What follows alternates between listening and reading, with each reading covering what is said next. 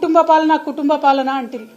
మరి వాళ్ళు అధికారికంగా మీ సోదరులు కొంతమంది జిల్లా రివ్యూలలో వేదిక మీద కూసోబడుతురు, ఇంకా కొంతమంది సోదరులు వేరే వేరే నియోజకవర్గాలకు ఇన్ఛార్జీలు ఉండబడుతురు, ఇంకా కొంతమంది సోదరులు ఏమేం పనులు చేస్తున్నాయో ప్రజలందరికీ కూడా తెలుసు.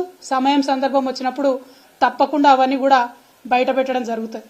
కుటుంబం కుటుంబం కుటుంబం అని తెల్లారులేస్తే కేసీఆర్ కుటుంబం మీద ఏడ్చేటటువంటి ముఖ్యమంత్రి గారికి నేను ఒక మాట చెప్తా ఉన్నా, ప్రజలందరూ కూడా దయచేసి తెలుసుకోవాలి.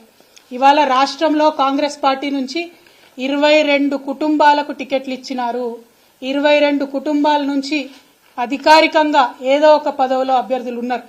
గడ్డం వినోద్ గారు, గడ్డం వివేక్ గారు, కోమటిరెడ్డి వెంకటరెడ్డి గారు, కోమటిరెడ్డి రాజగోపాల్ రెడ్డి గారు, మైనంపల్లి రోహిత్ రావు గారు, మైనంపల్లి హనుమంతరావు గారు, ఉత్తమ్ కుమార్ రెడ్డి గారు, పద్మావతి రెడ్డి గారు, జువ్వాడి నరసింగరావు గారు, రత్నాకర్ రావు గారి కొడుకు, కూచాడి శ్రీహర్రావు గారు, రత్నాకర్ రావు గారి కుటుంబ సభ్యుడే, దుద్దిల్ల శ్రీధర్ బాబు గారు, మాజీ మంత్రి శ్రీపాదరావు గారి కొడుకు, ఒడితెల ప్రణవ్ గారు, తాత మాజీ ఎంపీ సింగాపురం రాజేశ్వరరావు గారు, దామోదర్ రాజనరసింహ గారు, తండ్రి మాజీ మంత్రి సి రాజనరసింహ గారు, అట్లానే చెరుకు శ్రీనివాసరెడ్డి గారు, ముత్యం రెడ్డి గారు కుమారుడు, పి విజయారెడ్డి గారు, పీజేఆర్ గారి బిడ్డ, అట్లనే కోట నీలిమ గారు, సనత్ నగర్ కాంగ్రెస్ జాతీయ నాయకుడు పవన్ ఖేడా భార్య. ఈమె మన రాష్ట్రంతో సంబంధం లేదు, ఏం లేదు, కానీ సడన్ గా వచ్చిర్రు పారాషూట్ టికెట్లు.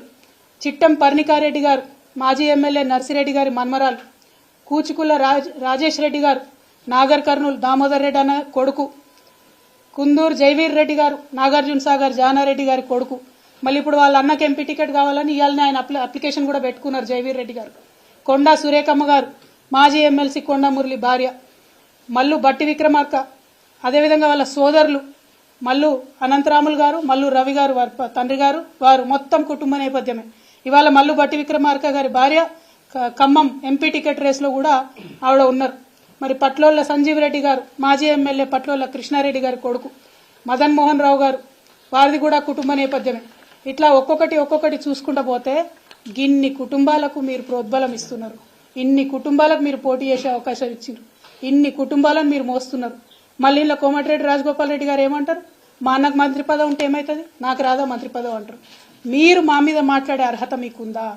మీరు మమ్మల్ని మాట్లాడితే కేసీఆర్ గారిని ఇంకా కూడా తిట్టడం తప్పితే ఏం పని చేస్తున్నారో ఒకసారి తెలంగాణ ప్రజలకు దయచేసి తెలియజేయాలని నేను కోరుతా ఉన్నాను.